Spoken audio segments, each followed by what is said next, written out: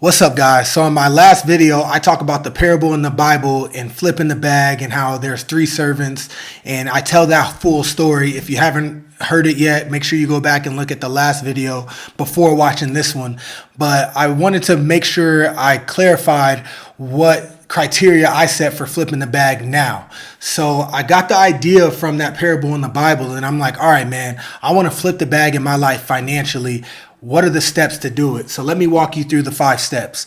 Number 1 is to identify what I am good at and passionate about. So what are the things that you're naturally good at? You might be good at Excel and you're excellent at that.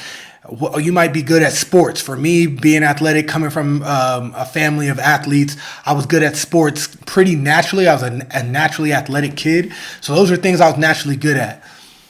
Then you identify what you're passionate about.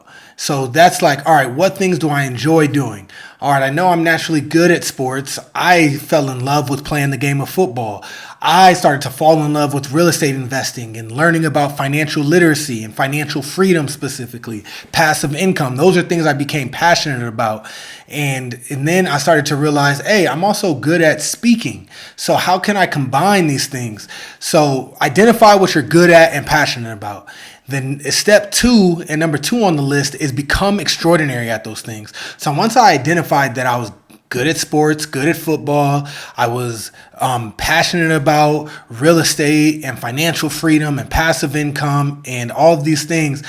All right, how do I become extraordinary at those things? So for me in football, it was grind and work as hard as I can, maximize my abilities so I can become the best that I can be at those things. So I was putting in the time, effort, and energy. And in real estate, it was no different. I was listening to podcasts. I was reading books. I was networking with as many real estate professionals. I was reading up on financial freedom books, financial independence, passive investing, just anything I could get my hands on.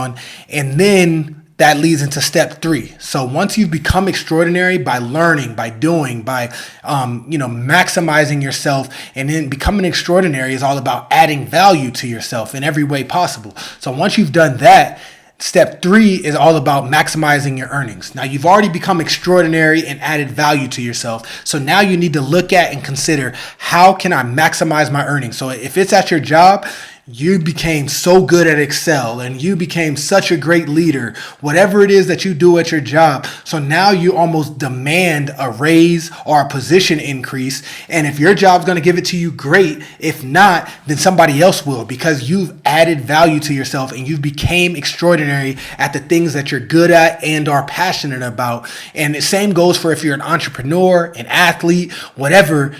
Once you've become extraordinary and you've added value and you've became the best you can at those things, now it's like, hey, make sure you're getting paid accordingly. What your income needs to match your skill set. And if you're adding to your skill set, then your income should be adding too.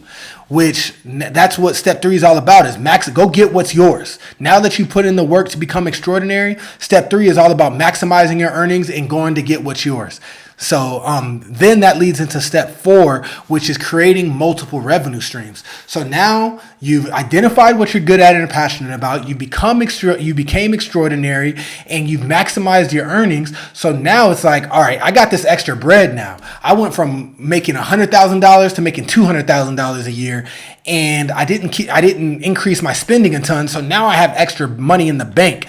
Now you need to decide what ways you're going to create income streams. And I recommend creating passive income streams, which I think there's a few different ways you can do so. You can create passive income streams by starting and owning businesses. You can create passive income streams by investing in the stock market. You can create passive income streams by my personal favorite, which is real estate investing. And there's so many different ways that you can invest in real estate to accomplish this.